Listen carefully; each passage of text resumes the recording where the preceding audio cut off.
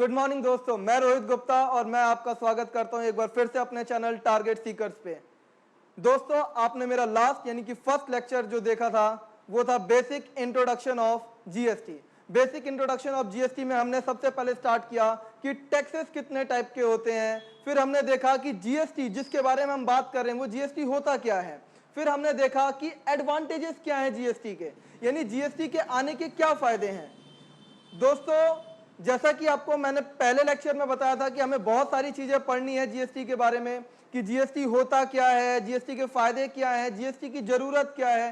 तो आज जो हम स्टार्ट करने वाले हैं वो need for GST in India, यानी कि जीएसटी की इंडिया में क्या जरूरत थी। मैंने आपको लास्ट लेक्चर में यह भी बताया था कि जीएसटी से पहले भी कोई इनडायरेक्ट टैक्सेस हुआ करते थे, जैसे एक्साइज ड्यूटी था, वैल्यू एडेड टैक्स था, सीएसटी था। तो ये बहुत सारे पुराने इनडायरेक्ट टैक्सेस थे पहले से, तो फिर जीएसटी की क्या जरूरत थी? क्या वो पुराने टैक्सेस जो थे वो ठीक नहीं थे? क्या उनमें कोई कमी रह गई थी? आखिरकार जीएसटी की जरूरत क्यों पड़ी? तो हम कुछ पॉइंट्स डिस्कस करेंगे जिससे हम ये समझेंगे कि जीएसटी की जरूरत क्यों है और पुराने टैक्सेस में क्या कमी थी। आप देख सकते हो जैसा कि स्क्रीन पे कि पहला पॉइंट यही कह रहा है कि GST is a cure for ills of existing indirect taxes. इसका मतलब क्या है? इसका मतलब बहुत साफ है बच्चों कि जो पुराने इनडायरेक्ट टैक्सेस थे वो ठीक नहीं थे, उनमें कुछ ना कुछ परेशानियां थी, वो बीमार पड़ गए थे। तो जीएसटी एक तरीके से उनकी दवाई है, उनका इलाज है। हमने पुराने इनडायरेक्ट टैक्सेस को रिमूव कर दिया और जीएसटी को लेकर के आए। तो जीएसटी को लाने का एक जो फायदा हमने पिछली क्लास में देखा था कि एडवांटेजेस क्या होते हैं, तो एडवांटेजेस में ही हमको अब ये पढ़ना पड़ेगा कि नीड क्या थी, आखिर क्या कमी थी पुराने इनडायरेक्ट टैक्सेस में। हम सबसे पहला पॉइंट पढ़ते हैं, कास्केडिंग इफेक्ट। मैंने आपको पहले लेक्चर में यह भी बताया था कि जो इससे पहले पुराने टैक्सेस थे उनमें कास्केडिंग इफेक्ट था और जीएसटी कास्केडिंग इफेक्ट को रिमूव कर देता है। मतलब जो पुराने इनडायरेक्ट टैक्सेस थे जिसके अंदर टैक्स के ऊपर टैक्स लगता था, अभी नए इनडायरेक्ट टैक्स के अंदर टैक्स के ऊपर टैक्स नहीं लगेगा। मैंने आपको एक एग्जांपल दिया था कि एक मैन्युफैक्चरर पहले कोई चीज मैन्युफैक्चरिंग करता है तो उसके ऊपर एक्साइज ड्यूटी लगती है और फर्दर अगर वो उसको सेल करता है तो उस पर वैट लगता है। तो बेटा, जो हमने एक्साइज ड्यूटी लगाने के लिए वैल्यू ली, मान लो 1000 रुपए की हमने वैल्यू ली, 1000 रुपए के ऊपर 10% की एक्साइज ड्यूटी लगी और उसकी वैल्यू 1100 हो गई। और अब जब हमें फर्दर सेल करना है तो फर्दर सेल करते वक्त हम 1100 के ऊपर वैट लगाएंगे, ना कि 1000 के ऊपर। यानी कि जो 100 रुपीज का था टैक्स, उसके ऊपर एक और टैक्स लग गया जिसको हम वैल्यू एडेड टैक्स बोलते हैं। ये पुराने टैक्स के अंदर परेशानी थी और जीएसटी इसको रिमूव कर देता है। Cascading effect of tax is one of the vital cause to cause of existing indirect tax। यानी कि पुराने जो indirect taxes थे वो बीमार पड़ गए थे, इल हो गए थे, उसको हमने रिमूव किया। यानी जो उसमें कास्केडिंग इफेक्ट था जीएसटी उसको रिमूव कर देता है। It means a tax that is levied on a good at each stage, यानी जो बार बार टैक्स के ऊपर टैक्स लग रहा था और जो क्या कहते हैं इसको हमने रिमूव कर दिया जीएसटी ने इसको पूरी तरीके से कंप्लीटली क्या कहते हैं रिमूव आउट कर दिया। और यही सबसे बड़ा बेनिफिट भी हमने देखा था, एडवांटेजेस में भी हमने देखा था। तो जो एडवांटेजेस हैं वही उसकी नीड भी है। यानी कास्केडिंग इफेक्ट की बहुत इंपॉर्टेंट पॉइंट है बच्चों कि cascading effect, tax on tax, एक ही टैक्स के ऊपर, मतलब एक प्रोडक्ट के ऊपर पहले टैक्स लगता है और फिर जब उस पर दोबारा टैक्स लगाना होता है तो पुराने वाले टैक्स के ऊपर प्लस वैल्यू के ऊपर दोबारा टैक्स लग जाता है। GST is the seamless flow of credit. इसका मतलब क्या?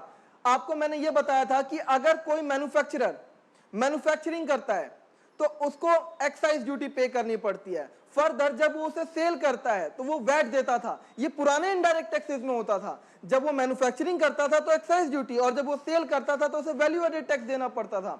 अब ये जो एक्साइज ड्यूटी है वो तो सेंटर के पास जाता था और वैट वो जाता था आपके स्टेट के पास। तो सेंटर का क्रेडिट स्टेट वाले टैक्स में तो मिलेगा नहीं, यानी कि आपको एक्साइज ड्यूटी भी पे करनी पड़ी और वैट भी पे करना पड़ा और पुराने एक्साइज ड्यूटी का नए वाले टैक्स के लिए आपने क्रेडिट भी नहीं ले पाए। जबकि जीएसटी, क्योंकि अब जीएसटी सारी चीजों के ऊपर, manufacturing, supply, sale, service, barter, lease, rental, exchange, इन सब चीजों के ऊपर जीएसटी लगता है। जब टैक्स ही एक लग रहा है तो एक टैक्स जब दूसरी बार फर्दर सप्लाई होगी तो पुराना अगला वाला जो टैक्स होगा वो भी जीएसटी होगा, उसके बाद जो फर्दर सप्लाई होगा वो भी जीएसटी होगा। तो एक जो पहले आपने टैक्स पे किया उसका इनपुट आप अगले में ले सकते हो, अगले वाले का इनपुट उसके अगले में ले सकते हो। ये आपका बहुत बड़ा बेनिफिट है। यानी GST is the seamless flow of input credit across the chain. इसका मतलब जितने लोग उस चेन से जुड़े हैं, मैन्युफैक्चरर के बाद सप्लायर, सप्लायर के बाद दूसरा रिटेलर, रिटेलर के बाद कस्टमर, लास्ट जो सारा जो क्या कहते हैं आपका अल्टीमेटली पूरा जो टैक्स का बर्डन आएगा वो कंज्यूमर के ऊपर आएगा, लेकिन बर्डन कम हो जाएगा। ये भी हम एक एग्जांपल से देखेंगे कि बर्डन कम हो जाएगा कंज्यूमर के ऊपर और प्रोडक्ट सस्ता हो जाएगा मार्केट में। यही तो जीएसटी को लाने का फायदा था कि मार्केट में जो प्रोडक्ट आए वो सस्ता हो जाए। Non integration of VAT and service tax causes double taxation. एक एग्जांपल, आपको पता होगा कि बहुत सारे प्रोडक्ट ऐसे हैं या बहुत सारी चीजें आप ऐसे खरीदते हैं जिसके अंदर आप गुड्स भी खरीदते हैं और साथ में सर्विसेज भी ले लेते हैं। मैंने आपको लास्ट क्लास में एक एग्जांपल दिया था कि आप रेस्टोरेंट में जाते हैं और रेस्टोरेंट की जो सर्विस होती है प्लस आप वहां पे खाना खाते हैं तो वहां पे गुड्स दोनों एक साथ लेते हैं, तो वहां पर वैट भी लगता है और सर्विस टैक्स भी लगता था पहले। अब इसको रिमूव करके एक जीएसटी लगेगा। एक एग्जांपल देखो, आप इस एग्जांपल में देखो कि service tax and VAT restaurant के बिल के ऊपर लगता था। जैसे अगर एक टोटल फूड का बिल है वो 1000 रुपीज का है तो उसके ऊपर सर्विस चार्ज 10% के हिसाब से 100 रुपीज का बनता है, तो टोटल वैल्यू कितनी हो जाती है आपकी 1100। और सर्विस टैक्स जो है वो सेंटर के पास जाता था और वैट वो स्टेट के पास जाता था, तो सर्विस टैक्स का क्रेडिट आपको वैट में नहीं मिलेगा क्योंकि सेंटर अपना रेवेन्यू स्टेट के लिए नहीं छोड़ने वाला। ठीक है, अब इसके ऊपर फर्दर आपको वैट पे करना पड़ा 14.5% के हिसाब से। लेट्स एग्जांपल है ये। ठीक है, आपका जो टैक्स बनता है वैल्यू एडेड टैक्स वो है 159.50। अब आपका जो टोटल बिल बन गया वो कितने का बन गया 1259.50। अब आप यहां पर देखो कि जो आपको वैट लगा, सर्विस टैक्स लगा, इसके ऊपर फर्दर आपको क्या और एडिशनल अमाउंट पे करना पड़ता था। आपको इसके ऊपर स्वच्छ भारत सेस और कृषि कल्याण सेस 0.5% एंड 0.5% पे करना पड़ता था और टोटल कितना अमाउंट हो गया 1325। यानी कि 1000 रुपीज की जो गुड्स थी उसके ऊपर आपने जो सर्विस चार्ज लगाया वो आपने 100 रुपीज लगाया, जिसपे वैट और सर्विस टैक्स दोनों मिला करके आपका जो टैक्स का टोटल अमाउंट है आप इसमें से 1325 माइनस का 1100, यानी 1000 रुपीज का आपका गुड्स, 100 रुपए आपने सर्विस के लिए और अब इसके ऊपर आपको वैट भी पे करना पड़ा और सर्विस चार्ज भी सर्विस टैक्स भी पे करना पड़ा, प्लस इसके ऊपर आपको स्वच्छ भारत सेस और कृषि कल्याण सेस भी पे करना पड़ा। अब सोचो अगर ये सर्विस आज के डेट में जीएसटी में होती तो क्या होता। बहुत सिंपल है, 100 रुपीज आपके फुट के सॉरी 1000 रुपीज आपके फुट के और 100 रुपीज आपके सर्विस चार्ज, टोटल वैल्यू कितनी है आपकी 1100 और रेस्टोरेंट के ऊपर चार्ज कितना है 5%, इसके ऊपर सिंपल 5% आपको पे करना पड़ता। तो सोचो जीएसटी के आने से कितना बेनिफिट मिला है। यानी कि पहले वैट में और सर्विस टैक्स में इंटीग्रेशन नहीं था, वैट अलग पे करना है, सर्विस टैक्स अलग पे करना है, जबकि जीएसटी में ऐसा नहीं है। जीएसटी में आपको 1 जीएसटी पे करना है, वो भी टोटल वैल्यू के ऊपर। अब हम थर्ड नीड को देखते हैं, no CENVAT credit after the manufacturing stage to a dealer. सोचो मैं एक मैन्युफैक्चरर हूं, मैं कपड़े मैन्युफैक्चरिंग करता हूं और कपड़े मैन्युफैक्चरिंग करते वक्त मान लो मैंने कोई गुड्स बनाया और उसके ऊपर मैंने एक्साइज ड्यूटी पे करी। एक्साइज ड्यूटी जब मैं पे करता हूं, जब मैं कोई चीज मैन्युफैक्चर करता हूं, मैंने मैन्युफैक्चरिंग करते के साथ ही एक्साइज ड्यूटी पे कर दी और फर्दर उसे सेल कर दिया। अब एक्साइज ड्यूटी जैसा कि मैंने आपको पहले बताया है वो सेंटर का है और जब मैंने उसे फर्दर सेल किया तो सेल दो तरीके से हो सकती है, या तो मैंने उसको इंट्रास्टेट सेल किया होगा या मैंने उसको इंटरस्टेट सेल किया होगा। अब ये इंट्रास्टेट और इंटरस्टेट क्या है बेटा, अगर आप सेम स्टेट में विद इन द स्टेट अगर सेल करते हैं तो उसको बोलते हैं इंट्रास्टेट और उस पर आप वैट लगाते थे पहले, और अगर आप one state to another state sale करते थे तो आप सीएसटी पे करते थे। अब ना ही आपको एक्साइज का बेनिफिट वैट के साथ मिलता है और ना ही एक्साइज का बेनिफिट आपको सीएसटी के साथ मिलता है। यानी जो आपने एक्साइज ड्यूटी पे कर दी और फर्दर जब आपको दोबारा वैट पे करना है तो आपको उसका क्रेडिट नहीं मिलने वाला। यही तो बहुत बड़ा नुकसान है। और सोचो अभी जीएसटी में कैसा है, मैन्युफैक्चरिंग के वक्त भी जीएसटी लगेगा, सप्लाई के वक्त भी जीएसटी लगेगा, चाहे वो आप इंटरस्टेट करो चाहे आप इंट्रास्टेट करो, तो जीएसटी का इनपुट आप अगले जीएसटी को पे करते वक्त ले सकते हो। देखो क्या लिखा हुआ है, in the previous regime, regime मतलब पुराने एक्ट के अंदर, पुराने चलन में, a manufacturer of a dutiable goods charge excise duty and value added tax on inter state sale of goods और CST on inter state sale of good. इसका मतलब आप अगर सेम स्टेट में सेल करते हो तो आपको वैट पे करना है, अगर आप डिफरेंट स्टेट में सेल करते हो तो आपको सीएसटी पे करना है, और एक्साइज ड्यूटी तो आपको पे करनी ही करनी है। एक एग्जांपल देखो, आपने कोई गुड्स मैन्युफैक्चरिंग करी जिसकी वैल्यू 1 लाख रुपीज है और आपने एक्साइज ड्यूटी उस पर 12.5% के हिसाब से 12,500 पे किया, तो टोटल आपका क्या कहता है टर्नओवर कितना हुआ, 1,12,500। अब इसके ऊपर आपको एडिशनल वैल्यू एडेड टैक्स पे करना पड़ेगा जो कि 16,313 रुपीज है। अब ये जो 16,000 आप पे करोगे और जो पहले 12,500 आपने पे किया, तो 16,000 का टैक्स पे करते वक्त आपको 12,500 का क्रेडिट नहीं मिलने वाला। जबकि अगर मैं इसका अदर हैंड एग्जांपल लूं जीएसटी का, तो जीएसटी में ही आपको बेनिफिट है।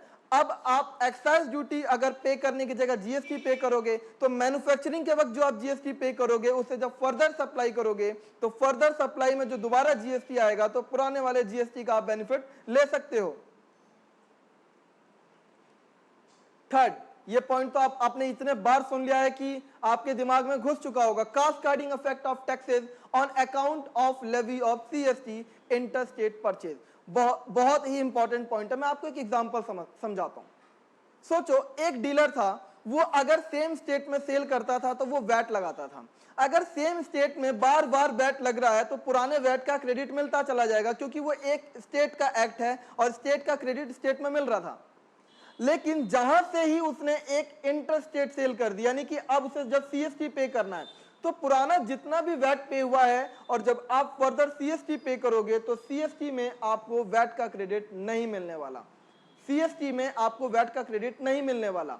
फिर फर्दर आपने सीएसटी के बाद उसे सेम स्टेट में सेल किया, फिर वैट लगा, यानी जब जब चैन टूटेगी तब तब आपको क्रेडिट नहीं मिलेगा और पुराना क्रेडिट लैप्स हो जाएगा। तो ये समस्या थी पुराने एक्ट के अंदर। जबकि जीएसटी के अंदर क्या है, अगर आप सेम स्टेट में सेल कर रहे हो तब भी आपको जीएसटी पे करना है, आप डिफरेंट स्टेट में सेल करोगे तब भी आपको जीएसटी पे करना है, और जीएसटी का इनपुट अगले वाले जीएसटी में आप यूज कर सकते हो।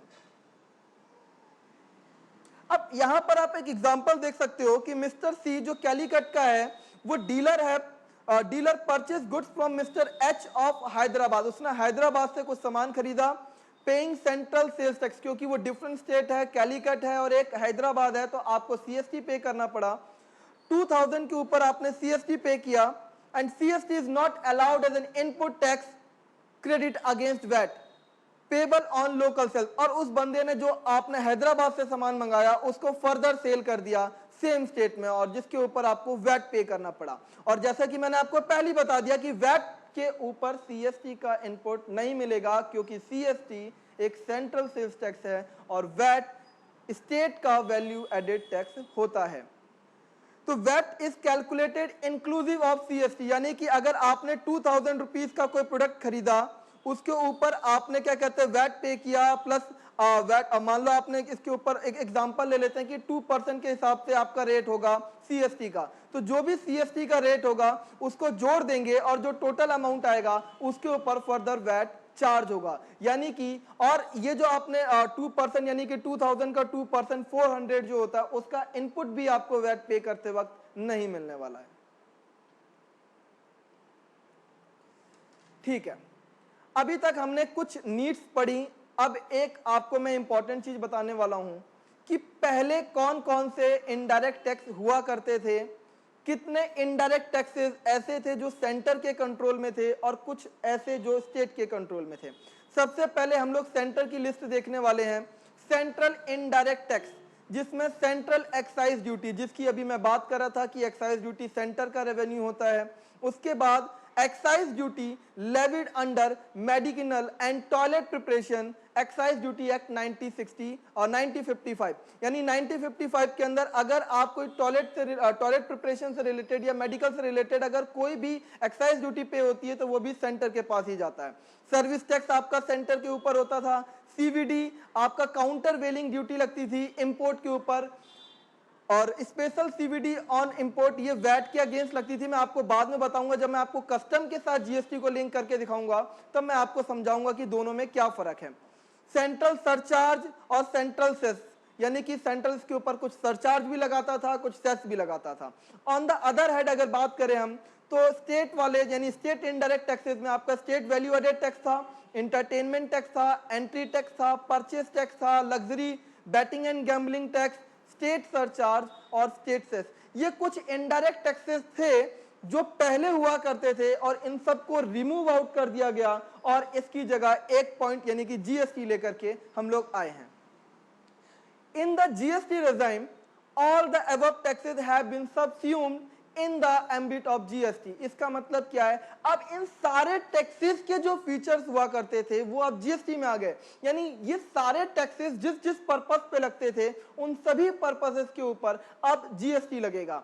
और जब आप इन सारे पर्पस के ऊपर जीएसटी लगाओगे तो आपको इनपुट भी एक दूसरे के ऊपर पास ऑन होता रहेगा। ये सबसे बड़ा नीड भी है। Non availment of seamless ITC, जैसा कि मैंने आप लोगों के साथ पहले ही डिस्कस कर लिया कि आईटीसी का जो सीमलेस फ्लो था वो नहीं था। आप एक्साइज ड्यूटी के बाद वैट में आपको क्रेडिट नहीं मिलता था, सीएसटी के बाद वैट में क्रेडिट नहीं मिलता था, सर्विस टैक्स के बाद वैट में क्रेडिट नहीं मिलता था। वैट अगर लगा है उसका क्रेडिट आपको सर्विस टैक्स के लिए नहीं मिलेगा, वैट का क्रेडिट फर्दर अगर आप मैन्युफैक्चरिंग कर रहे हैं उसमें एक्साइज ड्यूटी में नहीं मिलेगा। तो ये आपका जो सीमलेस फ्लो क्रेडिट नहीं था पुराने इनडायरेक्ट टैक्सेस में, जीएसटी के आने के बाद ये क्रेडिट अब आपको मिलने लगेगा। Sharing of data between centre and states and various board. अब सोचो ना, पहले आप जब मैन्युफैक्चरिंग करते थे तो आपको सेंट्रल एक्साइज ड्यूटी पे करना पड़ता था। फर्दर अगर आपने सेम स्टेट में सेल किया तो आपको वैल्यू एडेड टैक्स पे करना पड़ता था। अब सेंटर को अगर आगे फर्दर सेल्स के डेटा की रेवेन्यू की जरूरत पड़ेगी या रेवेन्यू डेटा की जरूरत पड़ेगी तो स्टेट नहीं शेयर करता था इजीली, और स्टेट को अगर सेंटर की जरूरत पड़ती थी तो वो भी इजीली शेयर नहीं करता था। बट जीएसटी के आने के बाद अब डेटा शेयरिंग जो है वो बहुत ही इजी हो गया है, क्योंकि एक ही टैक्स लग रहा है जीएसटी, उसके अंदर सीजीएसटी और एसजीएसटी, बोर्ड अलग अलग नहीं है, बोर्ड सेम है, आपको क्या कहते हैं कंट्रोल एक है, और आप क्योंकि टैक्सेस भी अलग अलग क्या कहते हैं एक्ट में नहीं लग रहे, सेम एक्ट में लग रहे हैं, तो आपका डेटा भी बहुत इजीली शेयर हो जाएगा। तो दोस्तों आपने अभी तक पढ़ा need for GST in India, यानी जीएसटी की इंडिया में क्या जरूरत थी। जैसे ही हमने जीएसटी की जरूरत पढ़ लिया, हमने एक और पॉइंट डिस्कस किया था अपने फर्स्ट लेक्चर में, वो था वन नेशन वन टैक्स। ये one nation and one tax क्या होता है, मैंने आपको बताया था कि अभी वन नेशन वन टैक्स का मतलब है कि ये जो एक्ट है, जो जीएसटी है, ये पूरे के पूरे इंडिया के ऊपर एक साथ लगेगा, including the Jammu and Kashmir. अब इससे रिलेटेड एक पॉइंट हम डिस्कस करेंगे, one nation one tax, a brief introduction to GST. GST will extend to whole of India including the state of Jammu and Kashmir. इसका मतलब क्या है कि ये एक्ट जम्मू एंड कश्मीर पे भी साथ के साथ एप्लीकेबल होगा। ऑन 7 जुलाई 2017, अच्छा आपको मैं एक चीज और बताऊं, जीएसटी इंडिया में कब आया? इंडिया में जीएसटी आया 1 जुलाई 2017 को, बट जब 1 जुलाई 2017 को जीएसटी इंडिया में लॉन्च हुआ तो जम्मू एंड कश्मीर में जीएसटी नहीं एप्लीकेबल था। जम्मू एंड कश्मीर में जीएसटी कब से एप्लीकेबल हुआ? 7 जुलाई 2017 से। अच्छा, अब क्योंकि हमारे एक्ट अगर हम बात करें तो सीजीएसटी और एसजीएसटी जो लगते थे, और अगर आप इंटर स्टेट अगर सप्लाई कर रहे हो तो आईजीएसटी जो लगता है, तो ये सिर्फ और सिर्फ मतलब पूरी कंट्री पे लगता था except Jammu and Kashmir. But 7 July of 2017 के बाद जब जम्मू एंड कश्मीर के स्टेट लेजिस्लेचर ने भी इसका ऑर्डिनेंस पास कर दिया तो प्रेसिडेंट को जो क्या कहते हैं हमारा एग्जिस्टिंग सीजीएसटी एक्ट है, आईजीएसटी एक्ट है, उसको भी ऑर्डिनेंस पास करके पूरे होल ऑफ द इंडिया के ऊपर एप्लीकेबल कराना पड़ा। On 7 July the Jammu and Kashmir goods and service bill tax 2017 was passed by the state legislature, empowering the state to levy state GST on intra-state supply with effect from 8th of July 2017। यानी 7 जुलाई को आपका Jammu and Kashmir ने ordinance पास किया और 8th of जुलाई से वो applicable हो गया। Conveniently, the President of India has promulgated two ordinances, namely the Central यानी कि CGST, central goods and service tax extension to the Jammu and Kashmir. इसका मतलब क्या, जो एग्जिस्टिंग आपका CGST एक्ट है अब उसको हमने एक्सटेंड कर दिया जम्मू एंड कश्मीर तक, और जो आपका IGST एक्ट है उसको भी हमने एक्सटेंड कर दिया जम्मू एंड कश्मीर तक। आगे चलते हैं, dual GST model. Dual GST model मैंने आपको जैसा कि बताया था कि इंडिया में जब भी GST लगता है तो वो डुअल GST, इसका मतलब क्या है कि सेंटर भी उसके ऊपर चार्ज करेगा और स्टेट भी उसके ऊपर चार्ज करेगा। अगर आप एक इंट्रा स्टेट सप्लाई करते हो, इंट्रा स्टेट का मतलब क्या है कि सेम स्टेट में अगर आप सप्लाई करते हो, सेम स्टेट में सप्लाई करते वक्त आपको दो टैक्सेस पे करने पड़ते हैं, CGST और SGST। CGST और SGST हमेशा इक्वल अमाउंट होता है, यानी दोनों का परसेंटेज इक्वल होता है। हाफ परसेंटेज सेंटर का रेवेन्यू बनता है और हाफ परसेंटेज स्टेट का रेवेन्यू बनता है। बट जैसे ही आप एक स्टेट से दूसरे स्टेट में रेवेन्यू, यानी एक स्टेट से दूसरे स्टेट में सप्लाई करते हो, तो आपको पे करना पड़ता है IGST, जिसको कंप्लीटली कलेक्ट करता है सेंटर। तो ये बात तो आपको अच्छी नहीं लगी होगी, क्यों? क्योंकि अभी तक हम बात कर रहे हैं डुअल GST मॉडल की, जहां पे 50-50% रेवेन्यू लग रहा है हमको। तो जो आपका IGST वाला पोर्शन है जिसको कलेक्ट किया सेंटर ने, वो इसको बाद में जो भी क्या कहते हैं, जिस भी स्टेट के अंदर उसका कंजप्शन होगा, यानी डेस्टिनेशन स्टेट, उसके साथ उसका 50% रेवेन्यू वो शेयर करता है। India adopted a dual GST model where tax imposed concurrently by the central and state, साथ में दोनों जहां पर टैक्सेस वसूलते हैं। अगर मैं बात करूं डुअल GST मॉडल की, तो आप देख सकते हो मैंने यहां पे 3 टैक्सेस लिखे हैं, SGST, CGST और IGST। SGST central goods and service taxes, इसका मतलब जो स्टेट उसके ऊपर अपना चार्ज लगा रहा है। CGST जहां पर सेंटर चार्ज लगा रहा है, और IGST जहां पर दोनों के पास पावर है, लेकिन जिसको कलेक्ट कौन करेगा, सेंटर, और इसका रेवेन्यू वो बाद में शेयर कर देगा डेस्टिनेशन स्टेट्स के साथ। जरा पढ़ लो इसको। SGST यानी state GST collected by the state government, CGST collected by the central government और IGST collected by the central government on interstate supply of goods and service, और उसका 50% रेवेन्यू बाद में वो डेस्टिनेशन स्टेट के साथ शेयर करेगा। अब आज का जो हमारा आखिरी टॉपिक है वो है GST काउंसिल। हमने जो first basic introduction of GST में देखना था वो इतने ही पॉइंट से। GST काउंसिल हमारा लास्ट टॉपिक है। हमने GST काउंसिल के बारे में कुछ बातें पढ़ी थी। GST काउंसिल वो काउंसिल है जो हर चीज को रिकमेंड करता है GST से related, like rates, exemptions, inclusion, ये कौन कौन सी चीजें जिसको एक्सक्लूड कर दी जाएंगी, इंक्लूड किया जाएगा, रेट्स क्या होंगे, ये सारी की सारी चीजें GST काउंसिल तय करता है। As per the Article 279A of the Constitution of India, the President of India is empowered to constitute Goods and Service Tax Council। यानी इस GST काउंसिल का गठन किसने किया? तो प्रेसिडेंट ने। The President of India constitutes the GST Council on 50 September 2016। यानी जिस दिन, यानी 1 जुलाई 2017 जिस दिन GST लॉन्च हुआ, उससे एक साल पहले लगभग 15 सितंबर 2016 को ही GST काउंसिल का गठन प्रेसिडेंट ने कर दिया था। GST काउंसिल में आपके मेंबर्स होते हैं जो ये सारी डिसीजंस लेते हैं कि रेट क्या होगा, किस चीज को एक्सक्लूड किया जाएगा, किसको इंक्लूजन रखना है। The GST Council shall consist of the Union Finance Minister as a chairperson। आपको पता है हमारी यूनियन फाइनेंस मिनिस्टर कौन है? निर्मला सीतारमन। यानी निर्मला सीतारमन जो है वो यूनियन फाइनेंस मिनिस्टर हैं, जो कि GST काउंसिल की चेयरपर्सन भी हैं। Union minister of state in charge of finance as the member, और हर स्टेट का जो फाइनेंस मिनिस्टर है या कोई दूसरा स्टेट रेवेन्यू मिनिस्टर और एनी अदर मिनिस्टर जो स्टेट का होगा, वो भी इसका, ये जो जिसको नॉमिनेट करेगा वो स्टेट, वो भी इसका एक मेंबर बनेगा। The GST council shall select one of them as a vice chairperson of the council. यानी कि एक हमने चेयरपर्सन देखा जो कि निर्मला सीतारमन है, और इसके अलावा जो सारे स्टेट्स के जो फाइनेंस मिनिस्टर या फिर क्या कहते हैं रेवेन्यू मिनिस्टर, जिसको भी हमने एज अ मेंबर नियुक्त किया होगा, वो क्या कहते हैं इनमें से कोई भी एक व्यक्ति वाइस चेयरपर्सन बन सकता है। Functions of GST council. GST council is to make recommendations to the central government and the state government.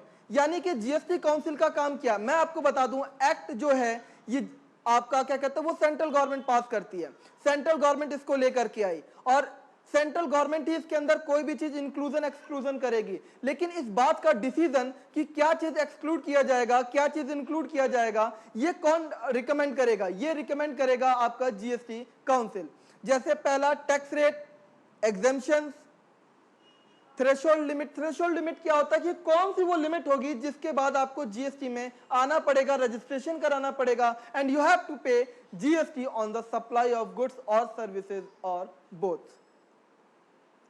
Dispute resolution, अगर किसी पॉइंट पे स्टेट को और सेंटर को डिस्प्यूट होता है तो उसका रेजोल्यूशन भी कौन करेगा, वो भी आपका जीएसटी काउंसिल करेगा। GST legislation including rules and notification etcetera. अब जीएसटी जो कानून है इसके अंदर रूल्स एंड रेगुलेशंस भी हैं जिसको हम बाद में देखेंगे कि कौन कौन से रूल्स हैं, कौन कौन से नोटिफिकेशंस हैं जो साथ में जीएसटी के इंक्लूड हैं। तो बच्चों, दोस्तों, आज की क्लास जो है हमारी वो यहीं समाप्त होती है। हमारा लास्ट टॉपिक जो था वो जीएसटी काउंसिल था। हमने जीएसटी में बहुत सारी चीजें पढ़ी, जीएसटी होता क्या है, हमने जीएसटी में एक बेसिक चीज देखी थी कि GST supply of goods and services और बोथ पे लगता है। सप्लाई के अंदर sale, lease, barter, exchange, rental, ये सारी चीजें कवर होती हैं। हमने देखा कि नीड क्या थी जीएसटी की, एडवांटेजेस क्या हैं जीएसटी के, हमने देखा कि कास्केडिंग इफेक्ट क्या होता है, हमने पुराने इनडायरेक्ट टैक्सेस को देखा जिसको रिमूव कर दिया गया है, हमने देखा जीएसटी काउंसिल क्या होता है, उसको किसने, अच्छा जीएसटी काउंसिल कब बना था, एक बार मेरे साथ बोलना, 15 सितंबर 2016 जिसको प्रेसिडेंट ने गठित किया था। उसका काम क्या है जीएसटी काउंसिल का, जीएसटी काउंसिल का काम है क्या कहते हैं आपका tax rate, exemption, threshold limit, ये सारी चीजें देखने का, और इसको जो क्या कहते हैं बाय रूल लेकर के आते हैं, जो रेगुलेशंस लेकर के आते हैं वो सेंट्रल गवर्नमेंट लेके आते हैं। यानी कि जीएसटी काउंसिल रिकमेंड करती है सेंट्रल गवर्नमेंट को, स्टेट गवर्नमेंट को, और वो बाद में इसको अपने अपने एक्ट के अंदर एज अ नोटिफिकेशन लेके आते हैं। इससे रिलेटेड, जीएसटी से रिलेटेड हम बहुत सारी चीजें अगली वीडियो में देखने वाले हैं। आप लोग मेरे चैनल के साथ जरूर जुड़े रहें, और अगर आपने मेरा चैनल सब्सक्राइब नहीं किया तो प्लीज चैनल सब्सक्राइब करें। आपको इससे रिलेटेड फर्दर बहुत सारी इंफॉर्मेशन मिलेगी, और मैं कंप्लीट जीएसटी की वीडियो यूट्यूब पे अपलोड करने वाला हूं। Thank you.